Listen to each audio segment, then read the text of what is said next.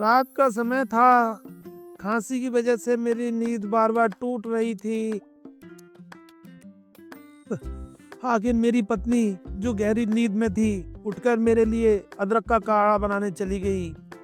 जब वह मेरे पास आई तो उसकी आवाज में शक्ति थी। काढ़ा पीना ही होगा। मैंने मना करने की कोशिश की, नहीं पीऊंगा, बहुत कड़वा होगा। कड़वा होगा तो भी पीना पड़ेगा। उसने जैसे फैसला सुनाते हुए कहा। मैंने हार मान ली क्योंकि जबरदस्ती के सिवाय कोई और विकल्प नहीं था। काढ़ा पीने के बाद खांसी रुक गई, लेकिन सुबह उठते ही मैंने उसे उलाना देना शुरू कर दिया। तुम हमेशा अपनी जिद करती हो, उसने शांत सुर में जवाब दिया। जिद नहीं, तुम्हारा ख्याल है। काढ़ा न लेती तो आराम कैसे मिलता। फिर भी उसका जबरदस्ती वाला तरीका मुझे पसंद नहीं आया। मैंने उसे ताने दिए कि वह हमेशा अपने मन की करती है। वह मुस्कुराई और कहा, मन की एक सारिता की तोड़ी याद के बिना खरीद नहीं सकती। हमेशा की तरह बहस का अंत वही हुआ जहाँ मैं चाहती थी। लेकिन ये सिर्फ एक घटना नहीं थी। हमारे शादीशुदा जिंदगी ऐसे ही छोटे छोटे खटपटों से भरी हुई थी। क्या दोस्तों, क्या आपकी भी शादीशुदा जिंदगी में ऐसी खटपट होती है? तो हमारी कहानी में शेयर जरूर करना दोस्तों। उसके बाद एक और रात जब उसकी पीठ और कमर में तेज दर्द हुआ तो मैंने मदद के लिए हाथ बढ़ाया। लाओ बाम लगा दूं? उसने मना कर दिया।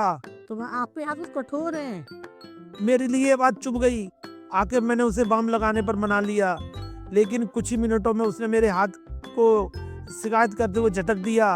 हाथ है हथौड़ा, आपसे कुछ नहीं होगा। ये सुनकर मुझे गुस्सा आ गया।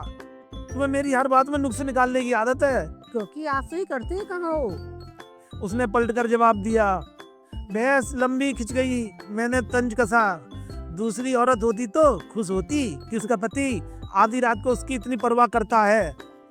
दूसरी औरत? उसने तीखा सवाल किया। उसकी नजरों से बचने के लिए मैं मुंह फेरने लगा, लेकिन मैं समझ गई। रजनी की बात कर रहे हो ना, जिसे तुमने फेसबुक पर फ्रेंड रिक्वेस्ट भेजी थी और उसने कभी स्वीकार ही नहीं किया। मेरी चोरी पकड़ी जा चुकी थी।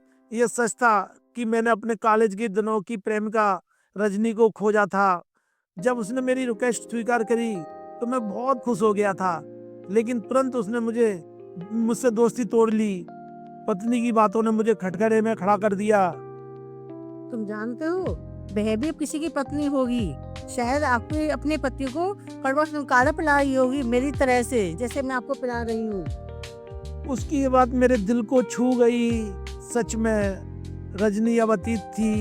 मैंने अपनी पत्नी की तरफ देखा, जिसने मेरे लिए ना जाने कितनी बार अपनी नींदें और आराम त्याग दिए थे। ये एहसास हुआ कि हम इंसान अक्सर अपने अतीत की राख में चिंगारी खोजते रहते हैं, जबकि हमारे आज की खुशियां हमारे सामने होती है। निष्कर्ष यही है कि अतीत को छोड़कर आगे बढ़े।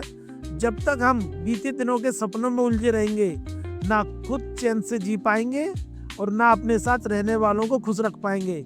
जीवन को वर्तमान में जिए, क्योंकि यही सबसे सच्चा और अमूल्य है। जय श्री राम। दोस्तों, हमारी कहानी अच्छी लगी हो तो कमेंट में एक कोई